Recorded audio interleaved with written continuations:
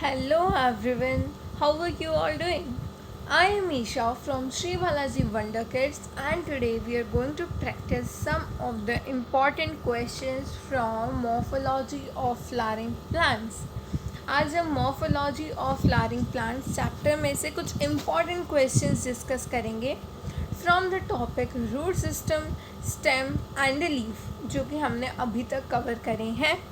Okay, सो हमारी कोशिश ये रहेगी कि जितने हम टॉपिक कवर करते जाएंगे उनके ऊपर हम 10 to 20 नंबर ऑफ क्वेश्चंस लाते जाएंगे, सो दैट कि आप उन तीनों वीडियोस के बाद जब ये वीडियो देखोगे, अगर आप इस वीडियो को बहुत दिनों बाद भी देखोगे तो भी आपको सारा पिछला पार्ट रिवाइज हो जाएगा, बिकॉज ये पूरा एक तरह से हर एक पार्ट में से क्वेश्चन उठाएगा.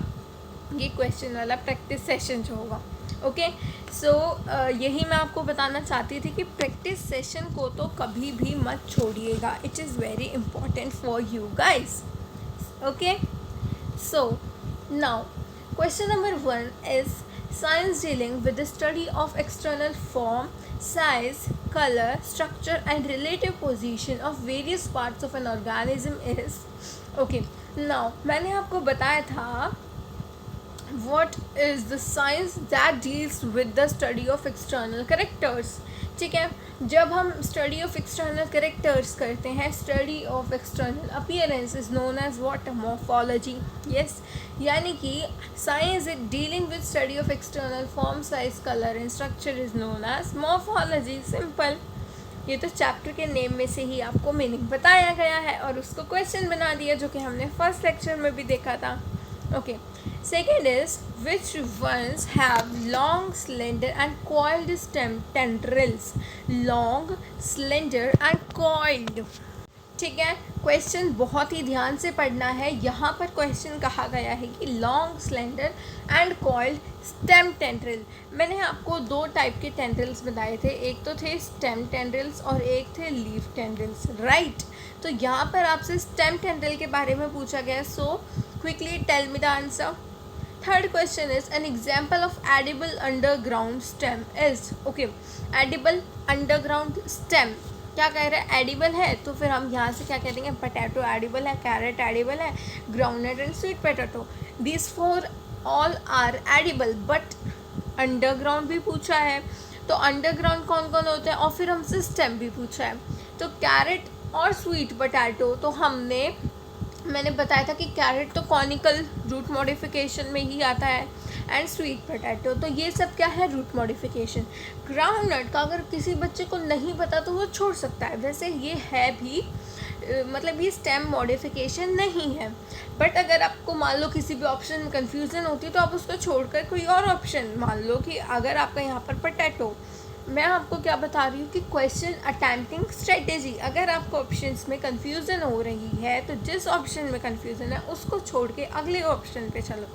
अगर वो ऑप्शन ठीक है तो मिल गया आंसर, अगर वो भी गलत है तो वो बचा हुआ ही सही होगा, करेक्ट.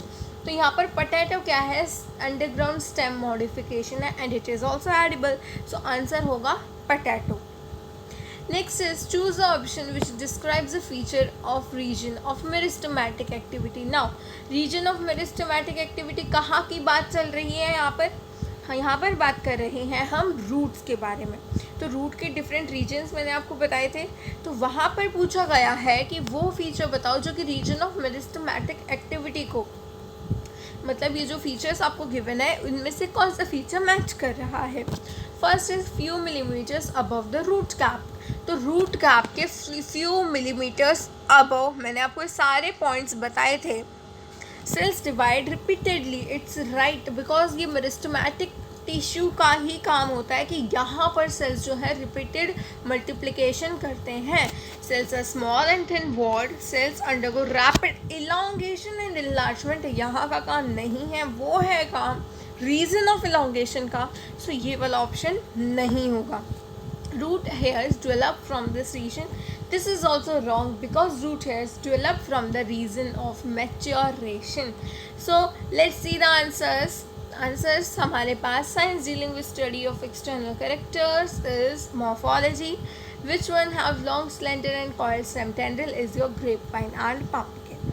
इसकी मैंने आपको जैसे ट्रिक भी बताई थी ना, tendrils are the common people with guns, है ना, मैंने आपको ट्रिक बताई थी। कॉमन कुकुम्बर, पीपल से पंपकिन, विद डब्ल्यू से वाटरमेलन, जी से grape vine, common people with guns, right. An example of underground stem is done and these are also done. Next question is a plant with photosynthetic root is, ये मैंने आपको roots वाला part जब मैं आपको बता रही थी, जब बताया था एक स्पेशल केस जहाँ पर रूट भी क्या है, फोटोसिंथेसिस शो करती है। Answer is your trapa. Fibrous root system of wheat develops from, okay, यहाँ पर हमें कंफ्यूज करने के लिए वीट दे दिया गया है, बट गाइस इसने यहाँ पर क्या पूछा है, क्वेश्चन ने फाइब्रस रूट सिस्टम और साथ में दे दिया है वीट। सो बहुत सारे बच्चे यहाँ पर कंफ्यूज हो जाएंगे वीट का नाम सुनते ही कि भाई क्या वीट में अलग जगह से फाइब्रस रूट्स निकलती हैं।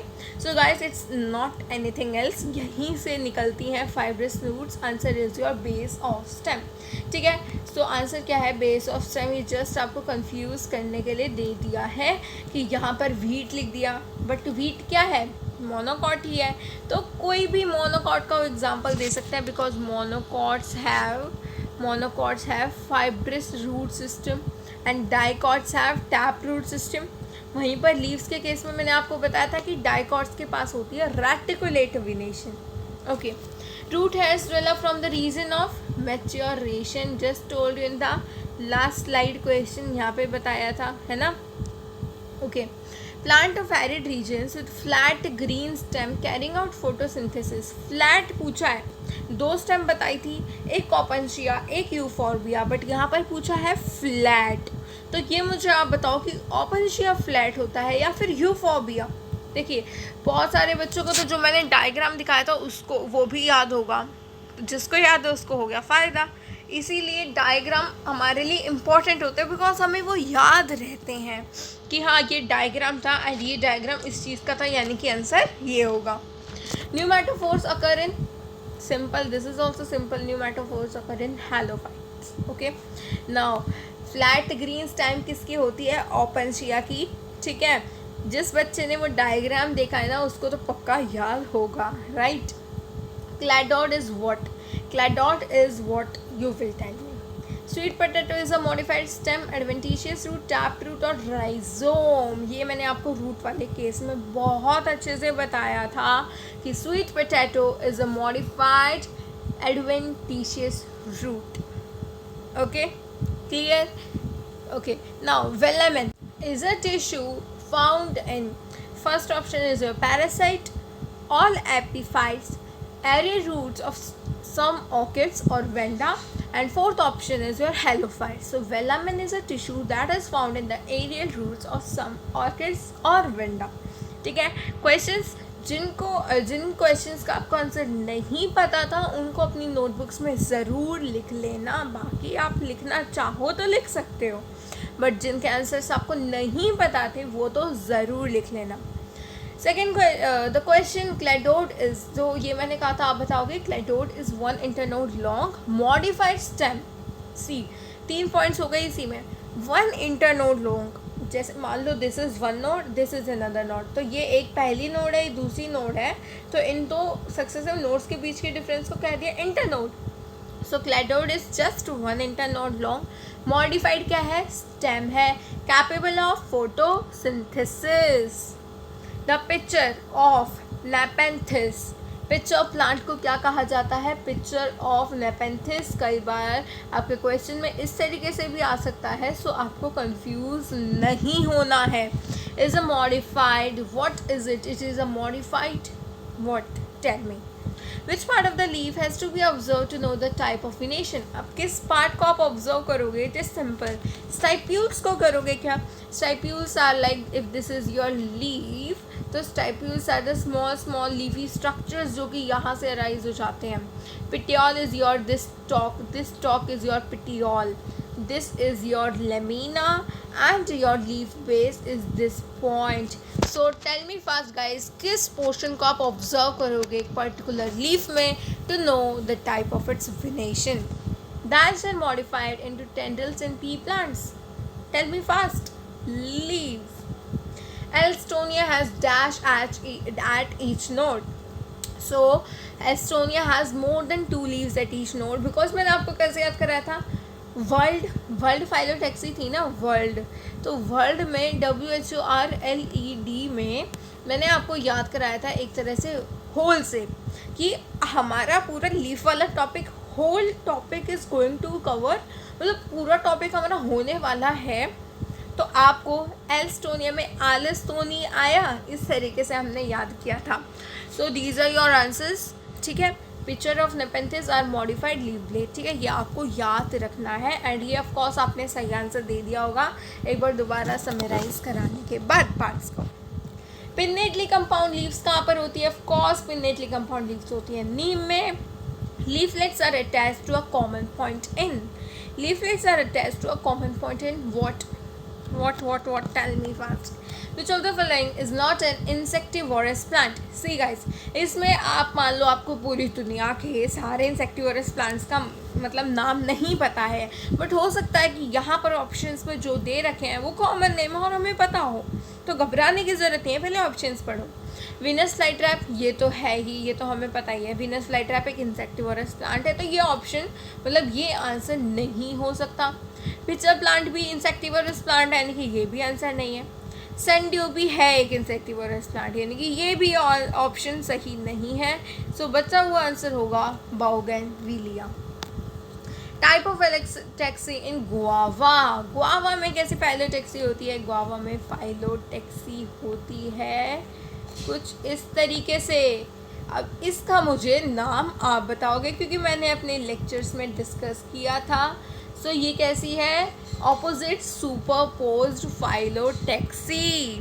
ओके सो गाइस, इसी के साथ हमारे आज के क्वेश्चंस होते हैं फिनिश।